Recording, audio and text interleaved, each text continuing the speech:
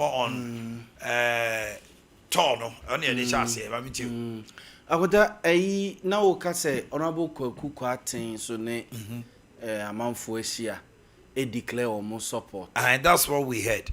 Wo boase. Aye. Okay. So no boase on constituency and they've gone on block for Kennedy Japan. Okay. Movie said they have shot too early. They are jumping the gun. Because I say constituency be to say medical Bawumia, medical way, and then not turn no more gonna say. What is the purpose of the talk? Then community mean chain ma chain. Oh, sir, thank you to yin komoyi and sana. God thank you to Yamo be a crime and Nekasa. I think come on because we are po the two key people who contest in 2026 or 2027 for flag bearer no the race is between Bawumia and Kennedy. Yes. Mami Choya. Akonta nipa bi ne former vice president Dr. Alhaji Mahmoud Bawumia enya dwene wo ensem bi a okeka de ma party ni edi nkuku de ma nimguase baaye de ma omulusu majority in parliament. Akonta vice president Dr. Alhaji Mahmoud Bawumia, former vice president, o started sadie we emra no mo kwa koto aba no so hwe ya na president Addo Dankwa Akufo-Addo sa time no na approval rating wo form pa ye kwa koto aba no almost 32 or 30 na ubody di kra na man form party man for fee say niema bi a waye niema bi a suban binom ne sa niema no enkoye ma ebi kra koka na busua nyina ne wo fa asefo ne wan medu ba bi so hwe ya Dr. Alhaji Mahmoud Bawumia twe ne ho free Mamperi Akufo-Addo ho kura ema none of omo ye link ase abusia no bia David God no mo abeya bufu ai mo how can it happen say yaw yes a whole executive secretary to president watiato wayare o ayeso anya stroke na Ghana for busi that was so dangerous but they did it yes entini na ekeka bomu a papa ne started sadie we ache so obetwe no every man Mamperi Akufo-Addo ho no ache o na sese na aba bedru sese no mame nko no hard mame nko no like 4G a mame fan se 5 ne na speed no mo enya because akotawa enei MPP ne isi ho no mo no odu ho betwitwire Akufo-Addo pia ko ese bi Akufo-Addo boy no grassroots no empewoni mahwe o ono amu soso no ade ba akwa no mo kan se ye Akufo-Addo akwala omoto abama no Akufo-Addo be control no ebeye ase a third term for president Akufo-Addo nti ni sune ne ban a ene thank you to order ne di no me fi se ne kwan so ano no na kontansem na wo kan mo ka bibi se eye the bitter truth sansem we na efomofo ne party o enya sofo we ene edi ya yekodi na tem ene nye malam we ene yankon ho amana mompa ya ma yebionti ne ma ye lucy you akota hwan na nanim se na MPP appointees no na binuma ba be ye dwe to the extent of arrogance of power. Yes akota hwan na nanim say a whole MPs about say 80 say 100 and something sorry say for yata woniama na wo ye no ebe me lucy elections no krache for adwuma no to neko president said that onu ne obetima ye IMF na maye enti mo ma ne nyemwie oye wia no okọ oye wie ye no edi afi ne akire ansa no okọ onu kura no oja no kwan no osa kwan no foreign finance minister de no kotra ne nsanifa so ho se o de ne ebrade nyame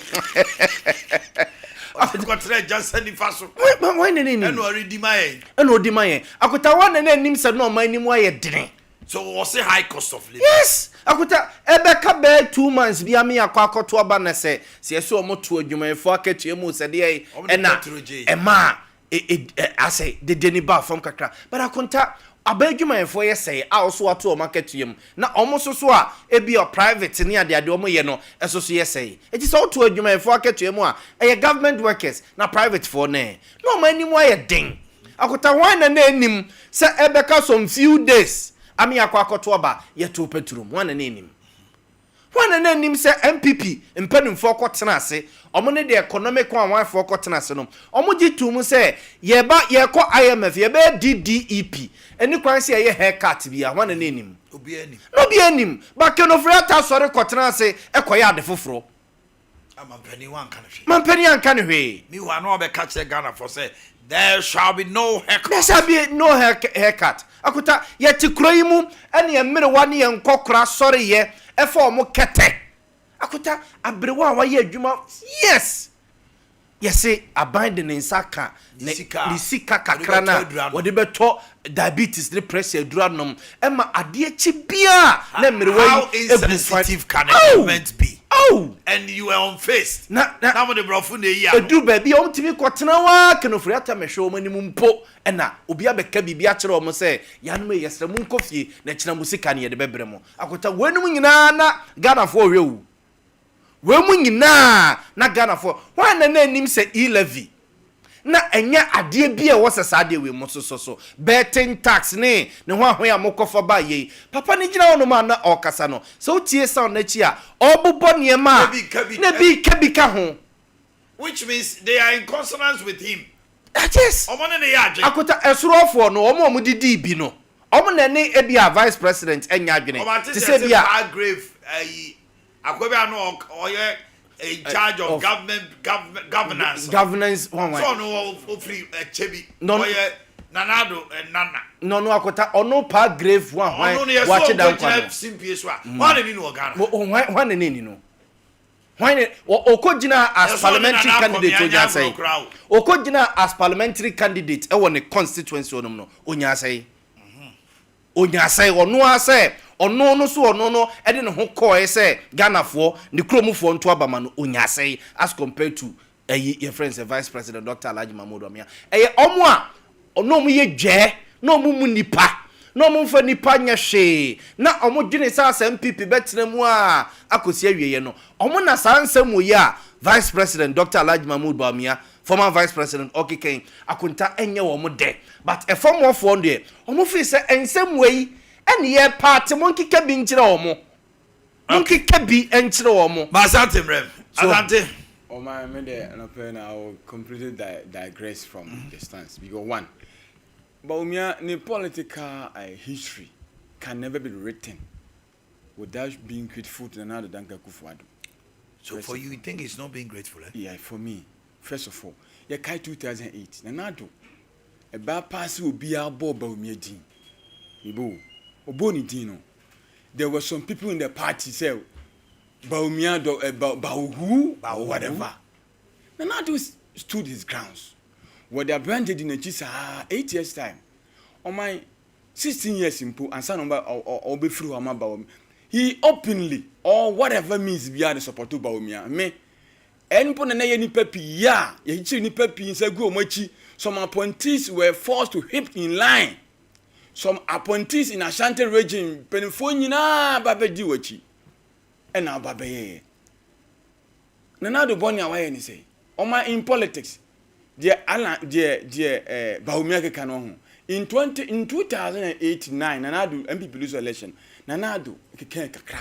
But it was to this extent because me said na sat na do obi me say na omanpanyin na akofo woni no eheda enko na krana but wo there in this instance no na do na afaw bedu summary so on say election we yakoto abawe sanse mo yakeke oken enkanipa ankofota pass o kasanse we yakene Japan because one onye daily involved in governor and two Bawumia nothing stopped him in 2024 elections 2 or 3 months election no make kasansem way na even non MPP for them hey papa yi on so kasa obo be e-levy ho mama ba be yi bi what you so Bawumia crack kan ye ni je ho bibi ti say waka me baby ti say ministers obete so no say o kasa obete so mama crack kasa on so kasa obete so adibo wa mama be ye woye kwa na mfa kasa Bawumia mpo so we ne ya even gay in particular cry say Bawumia be kind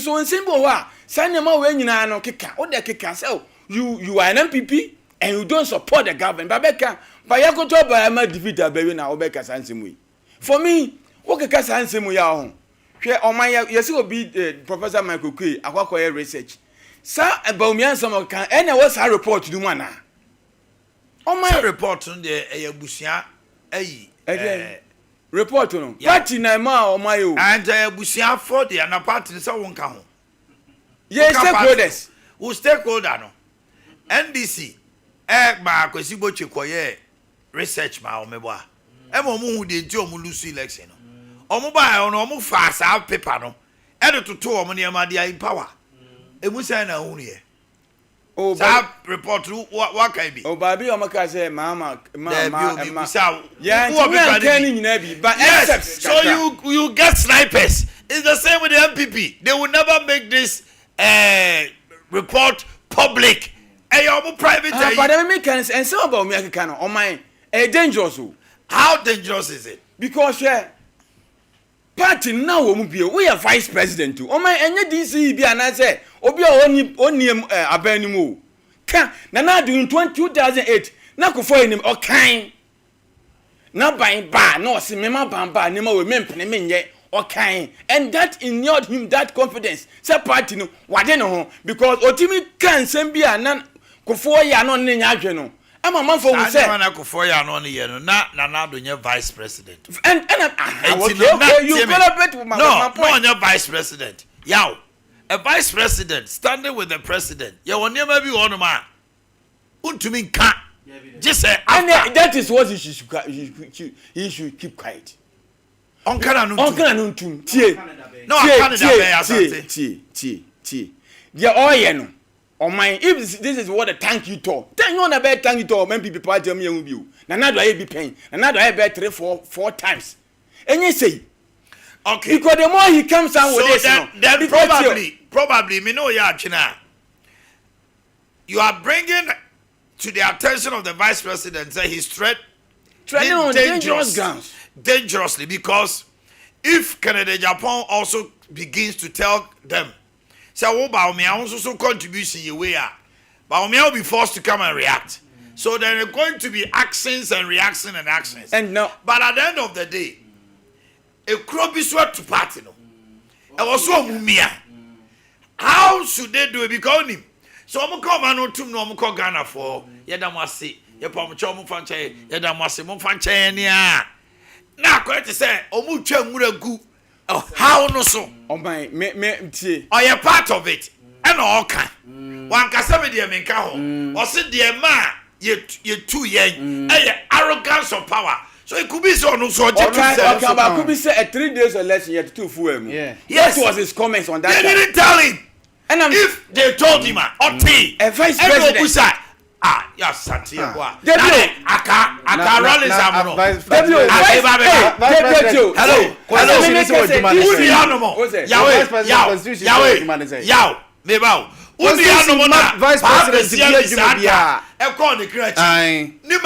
the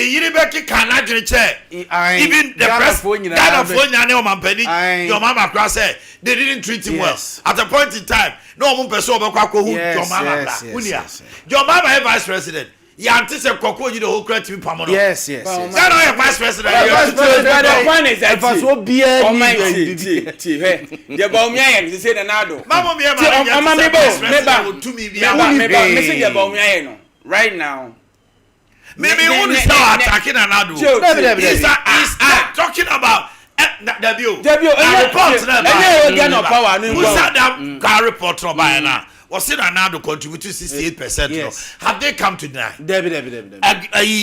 Kanoforia Tankwa 48%. Akutawanya president Ghana say Ghana for no say Oluma ye resa for semenye.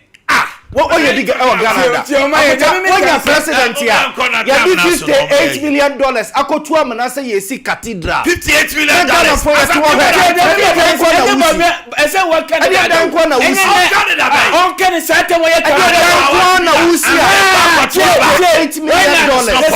The money is not part of the problem.